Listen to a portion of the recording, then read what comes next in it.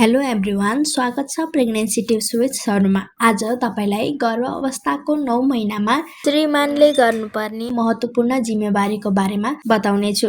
तर यो समयमा महिला र पुरुष दुवैको लागि चुनौतीपूर्ण हुन्छ र महत्त्वपूर्ण हुन्छ।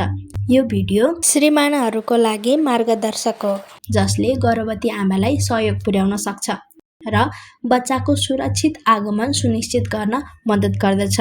यो भिडियो म किन बनाउँदैछु भने नयाँ बन्न लाग्नु भएको बाबाहरू पनि आत्तिनु भएको हुन्छ। यो अवस्थामा के गर्नुपर्छ, के गर्नु पर्दैन भन्ने कुरा उहाँहरूलाई पनि खुलुली भइरहेको हुन्छ। त्यही भएर चाहिँ म यो बाबाहरूको लागि म भिडियो बनाइदिँदैछु। यो भिडियो सुन्नुभयो भने पनि तपाईँलाई थोरै राहत मिल्छ भन्ने मलाई लागेको भएर चाहिँ मैले भिडियो बनाउँदैछु।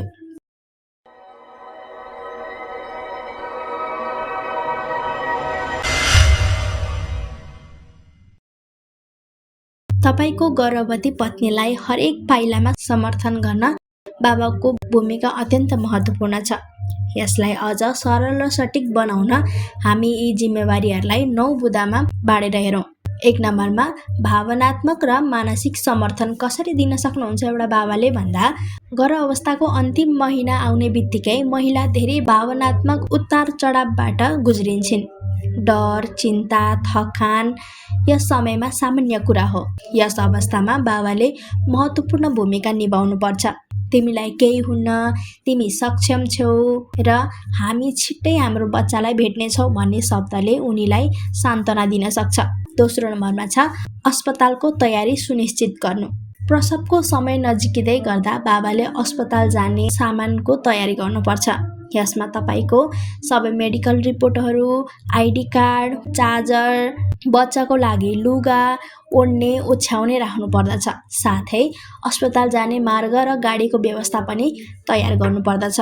आपतकालीन अवस्थाको लागि तयारी के गर्नुपर्छ भन्दा कुनै पनि समयमा प्रसव सुरु हुन सक्छ। त्यसैले आपतकालीन अवस्थामा छिटो अस्पताल जानको लागि तपाईले तयारी गर्नुपर्छ। पानी फुट्नु, तल्लो पेट धेरै दुख्नु, रक्तस्राव जस्ता संकेत देखिएमा तपाईले तुरुन्त अस्पताल लैजानुपर्छ। यसको लागि अस्पतालको नम्बर र एम्बुलेन्सको तयारी राख्न आवश्यक हुन्छ। चौथो नम्बरमा छ घरको वातावरण शान्त र सुरक्षित बनाउनु। गर्भवती महिलालाई शान्त वातावरण चाहिन्छ। यसको लागि घरको सरसफाइ महत्त्वपूर्ण हुन्छ।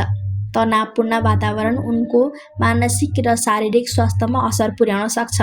त्यसैले घर शान्त र आरामदायक राख्नुपर्छ। पाँचौं नम्बरमा छ प्रसवका संकेतहरू बुझ्न र प्रतिक्रिया दिन। प्रसवका संकेतहरू कसरी बुझ्न सकिन्छ भन्दा गर्भ अवस्थाको 9 महिनामा प्रसवको प्रारम्भिक संकेतहरू जस्तै पेट दुखाइ, पानी फुट्नु र नियमित समयका साथै पीडा आउनु देखिन सक्छ।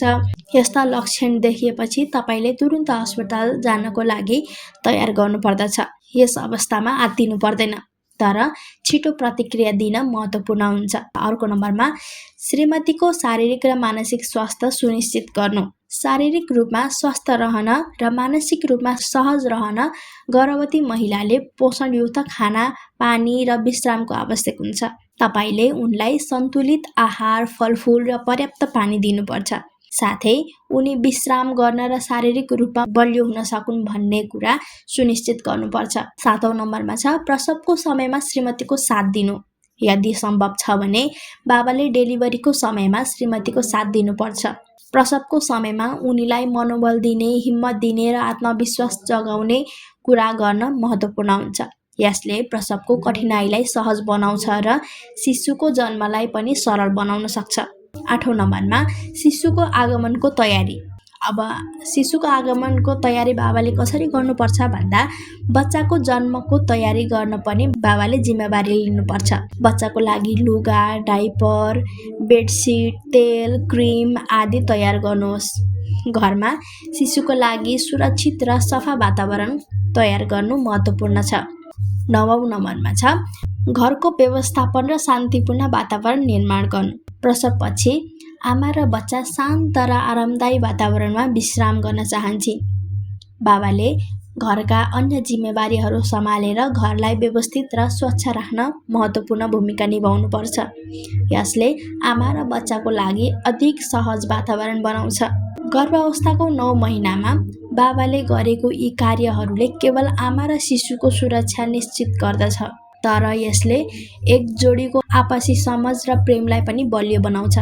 गर्भवती महिलाको साथ दिनु, सही समयमा प्रतिक्रिया दिनु र शिशुको आगमनको तयारी गर्नु सबै बाबाको जिम्मेवारी हो। त्यसैले हामीले यी 9 बुँदामा केही महत्त्वपूर्ण कार्यहरू देखाएको छौँ, जसले तपाईलाई पतिसँग सहकार्य गर्न र एक सफल र सुखहाल परिवार बनाउन मद्दत गर्दछ। यदि तपाईलाई यो भिडियो मन पर्यो भने लाइक, शेयर, सब्स्क्राइब गर्न नबिर्सिनुहोला। थप टिप्स र अपडेटका लागि बेल आइकन दबाउनुहोला। नेक्स्ट भिडियो चाँडै आउँदैछ भन्दै म सरू बिदा हुन चाहन्छु। धन्यवाद।